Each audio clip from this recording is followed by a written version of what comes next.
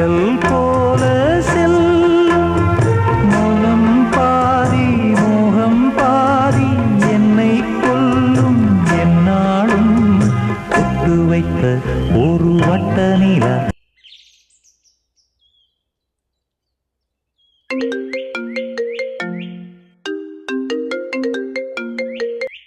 Hi bro. ஆ report பண்ணிட்டேன். Report correction பார்த்தா இது வேலை முடிஞ்சுச்சு. ஓ ஓமோ இல்லை இல்லை, ஒரு 2 டேஸில் நான் சப்மிட் பண்ணிடுவேன். நீங்கள் அப்படியா? சரி சரி. Okay okay. Okay bye.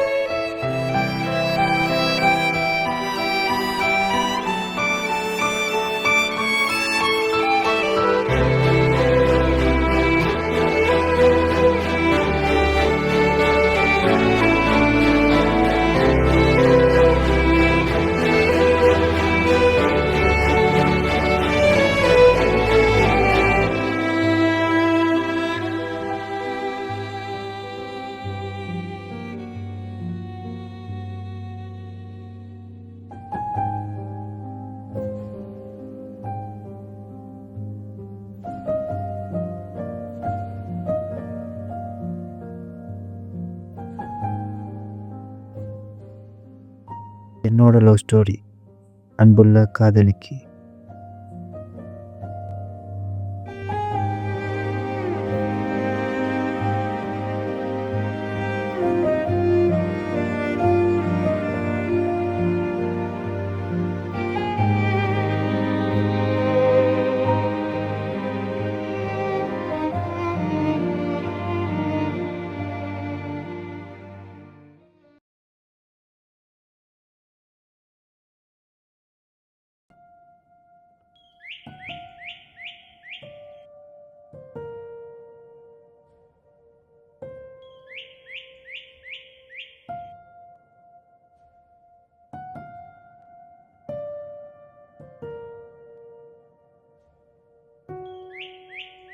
வார்த்தைகள் அனைத்தும் மௌனமாகிறது உன்னை பற்றி எழுத ஆரம்பிக்கும் போது.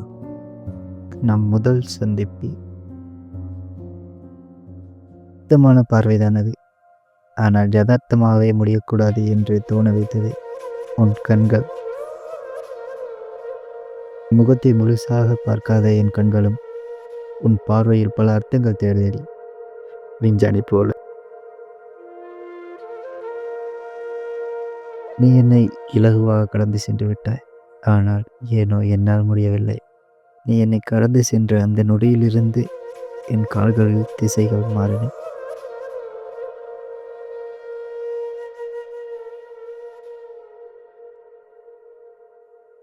நாட்கள் மாதங்களாகின, மாதங்கள் வருடங்களாகின.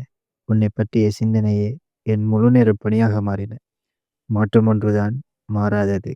என் வாழ்வில் நீ தந்த மாற்றமும் என் வாழ்நாளில் மறக்க முடியாதது.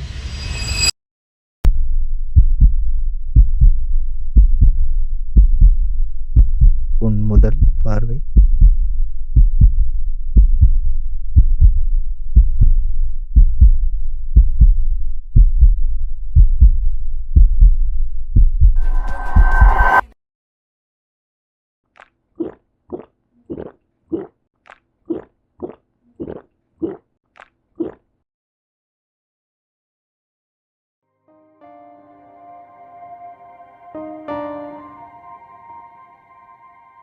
அந்த நிமிடத்தை இப்போது நினைத்தாலும் ஏனோ என் இதயத்தின் துடிப்பு அதிகரிக்கின்றன.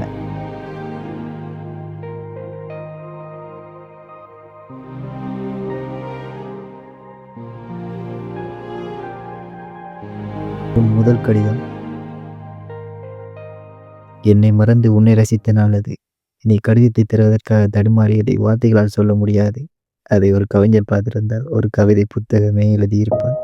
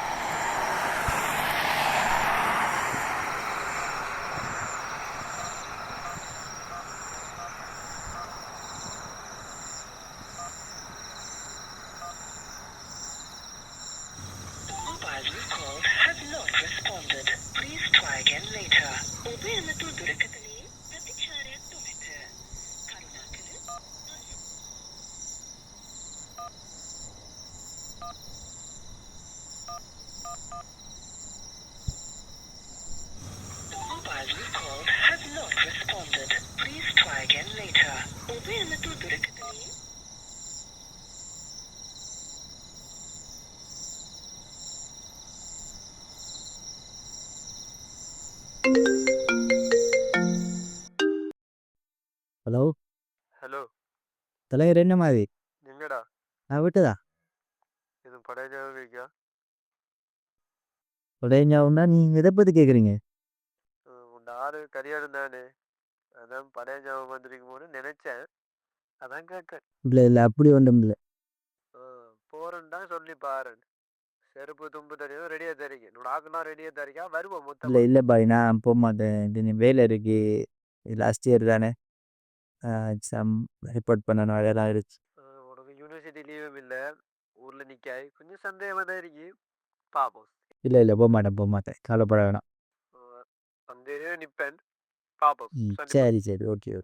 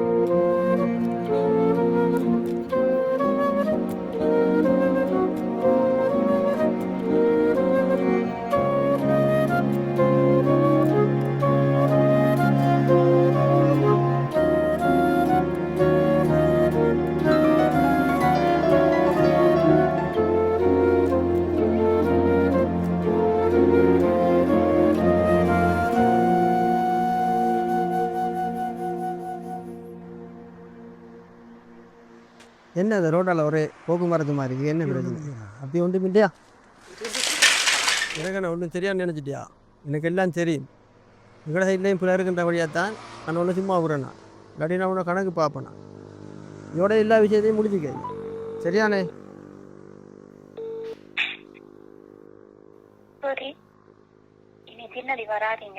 இதோட எல்லா விஷயத்தையும் விட்டுரு.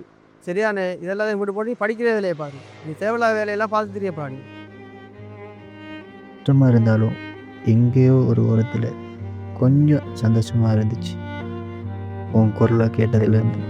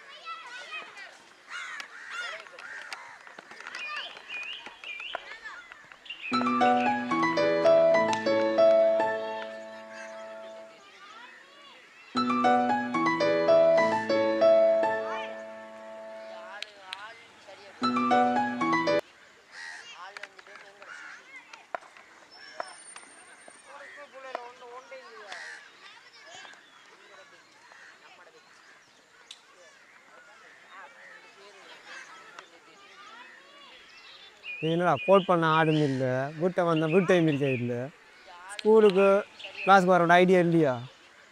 2 மாதத்தில் ஓஎல் இருக்கு. உனக்கு ஞாபகம் மிதிக்க இல்லையா? இன்னும் நீ அவளை தானடா நினச்சிக்க. அவளோட குடும்பத்தை பற்றி தெரியும் தானே? அவள் வந்துட்டு அவள் அம்மா அப்பா கடைசா அவளை நல்ல இந்த பேர் நல்லா பாரு. அவளை நல்லா இன்ஜினியர் மாப்பிள்ளையோ டாக்டர் மாப்பிள்ளையோ முடிச்சு கொடுத்துட்டு அவளை வாழ்க்கை நல்லா பக்கத்தை போயிடும். நீ இப்படியே இருந்தா என் வையன் என்ன இங்கே பாரா, இப்படியே இருந்தா என் வையன் 2 மாதம் ஓ லெவல் ஃபைல் ஆகினா அந்த லைஃப் உண்டை எப்படி கொஞ்சம் யோசிச்சு பாரு. திரும்பி தருவேன். உன் நண்பன் வந்து சொல்கிறேன், கவலைப்படாது. நீ உண்ட லைஃப்பை இப்போ இதை விட பெஸ்ட்டாக உனக்கு கிடைக்கும். உங்கள் அம்மா அப்பா யோசிச்சு பாரு, உன்ட லைஃப்பை யோசிச்சு பாரு. இது இப்போ வாழ்க்கை இல்லையா? நீ எவ்வளோ மாட்டுக்கு இப்படியே இருக்க போகிற? டேய் இதெல்லாம் விட்டுட்டு வந்து படுறா, படித்து ஒழுங்கா உண்ட வாழ்க்கையை பாரு.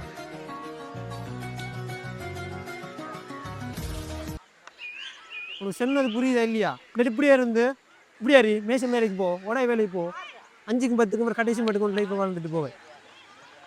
சரியா? இன்னொருவன் வந்து இப்படி ஒன்று உனக்கு அட்வைஸ் பண்ண மாட்டான். உங்கள் சார் வைக்க மாட்டாரு. சொல்கிறத கேளு. கொஞ்சம் ஒரு 5 நிமிஷம் சொல்கிறது கேளுடா. சரிடா, வீட்டை வந்து கோல் வந்துட்டு நான் பாருங்க. இனி ஒன்றை லைஃப் ஒன்றை ஹைலா ஒன்றை ஜேர்னியை நீ தான் போகணும். சரியா? சரியாடா, இந்த கவனத்தை கொள்ளு. பாருடா, பாய். நாளைக்கு கிளாஸுக்கு வந்துடு. ஒழுங்காக படிப்போம். திரும்பி இந்த ஸ்டார்ட் பண்ணு. சரியா?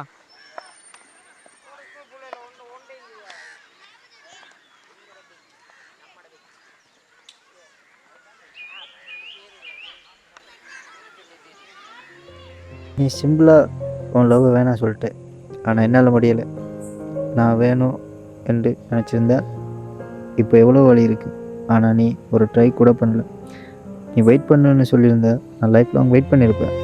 என்கிட்ட இப்போ எல்லாமே இருக்குது உன்னை தவிர. இந்த கிஃப்டையோ இல்லை இந்த லெட்டரையோ தந்து உன்னை கஷ்டப்படுத்த விரும்பலை. இது உனக்காக எழுதுகிற 137வது கடிதம். இதுவும் என்கிட்டே இருக்கட்டும். Happy married life.